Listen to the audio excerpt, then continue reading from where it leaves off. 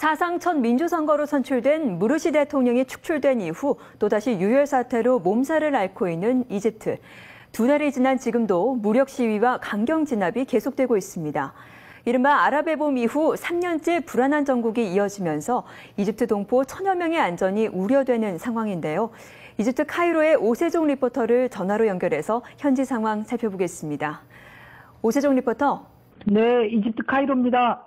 무르시 대통령이 축출된 지 이제 2달이 넘었습니다.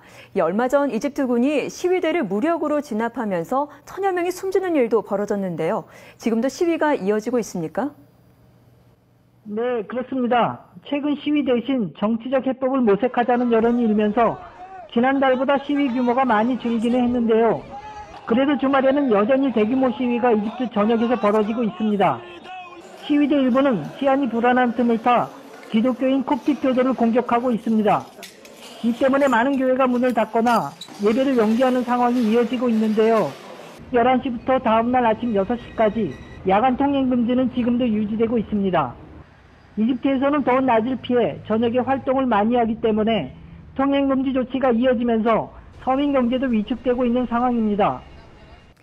30년 장기 독재를 해온 무바라크가 2년 전 축출될 당시에도 동포들이 큰 혼란을 겪었는데요. 이번 시위 사태로 인한 동포들의 피해는 어느 정도인가요? 이번 사태로 직접적인 인명 피해를 입은 동포는 다행히 없었지만 경제적인 손실이 적지 않았습니다. 이집트에 사는 한인 1000여 명은 주로 상사 주재원이나 식당업, 여행업 등에 종사하고 있는데요. 통행금지령으로 상사들은 조기 퇴근을 하고 있고 여행사와 식당은 손님의 발길이 뚝 끊겨 영업이 거의 중단된 상황입니다.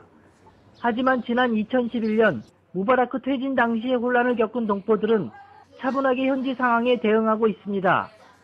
2년 전에는 전세기까지 동원해 많은 동포들이 이집트를 빠져나가려 했지만 이번에는 불필요한 외출을 삼가면서 집에서 뉴스를 통해 상황을 주시하고 있습니다. 요번 같은 경우에는 과도 정부에서 정부의 주도권을 잡고 착실히 대응하고 있어서 거기에 대한 신뢰가 컸습니다. 해서 교민들이 귀국하는 사람이 거의 없었고. 네, 이번 이집트 사태로 현지에서 처음으로 우리 기업이 사무실을 폐쇄하고 인근 나라로 옮기는 결정을 내렸다고 하던데요.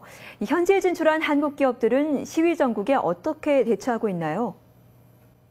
이집트에는 삼성과 LG, 현대, 기아 등 한국 대기업이 많이 들어와 있는데요. 이번 사태로 현대자동차는 카이로에 있던 아프리카 지역 본부를 모로코 카사블랑카로 이전해 모든 직원이 철수한 상태입니다. 기아차도 카이로 사무실을 폐쇄하기 위한 행정 절차에 들어갔고 조만간 두바이로 사무실을 옮길 계획이라고 합니다. 이 두 회사는 시위 사태가 확산되기 전 사무실 이전을 계획하고 있었는데요. 시위 양상이 과격해지면서 이전 시기를 앞당긴 것으로 보입니다. 나머지 회사들은 이집트 현지에 직접 투자를 해 공장을 운영하는 곳이 많아 바로 철수 결정을 내리지 못하고 상황을 지켜보고 있는 상태입니다. 무르시 정권이 국민의 지지를 얻지 못한 가장 큰 이유가 경제난을 해결하지 못했기 때문이라고 들었습니다.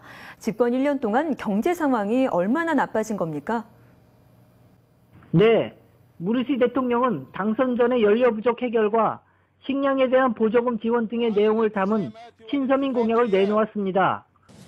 하지만 집권 1년 동안 공약을 이행하지 않은 채 무슬림 형제단의 세력 확장에만 주력했다는 여론이 많습니다. 서민들의 연료인 경유는 1년 내내 부족해 주유소에서 보통 4시간 이상 기다려야 하는 상황인데요. 무르시 대통령 축출 2주 전부터는 휘발유도 부족해 밤을 새워 기다리다 주유하는 경우가 많았습니다. 치솟는 물가에 높은 실업률 등 국민들이 겪는 현실적인 어려움을 새 정부가 해결하지 못한 것이 이런 사태를 불렀다고 볼 수 있을 것 같습니다. 경제 상황이 악화되면서 지난 1년 새 강도나 절도 등 범죄가 크게 늘어 적지 않은 동포들이 피해를 받습니다. 문제는 이집트 사태가 좀처럼 풀릴 기미를 보이지 않고 있다는 점인데요.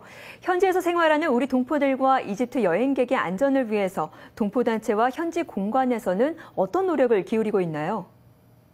대사관과 한인회에서는 비상시 동포들의 안전을 확인할 수 있도록 한인들 간의 유기적인 연락체계를 구축해뒀습니다. 또 각 인터넷 홈페이지를 통해 시위 상황을 전하고 유의할 점을 계속 알리고 있고요. 대사관에서는 이와 함께 동포들에게 메일을 통해 이집트 각지 상황을 수시로 전하고 있습니다. 한인회 및 지방에 파견되어 있는 영사 파견원과 유기적인 연락 및 협력 관계를 유지하면서 안전 조치 등을 수시로 소통하고 있습니다.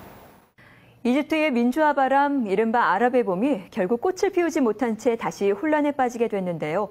지금도 진행 중인 이집트 사태 계속 주시하면서 동포들 피해가 없도록 대비해야 하겠습니다. 오세종 리포터, 오늘 소식 감사합니다. 네, 지금까지 이집트 카이로에서 전해드렸습니다.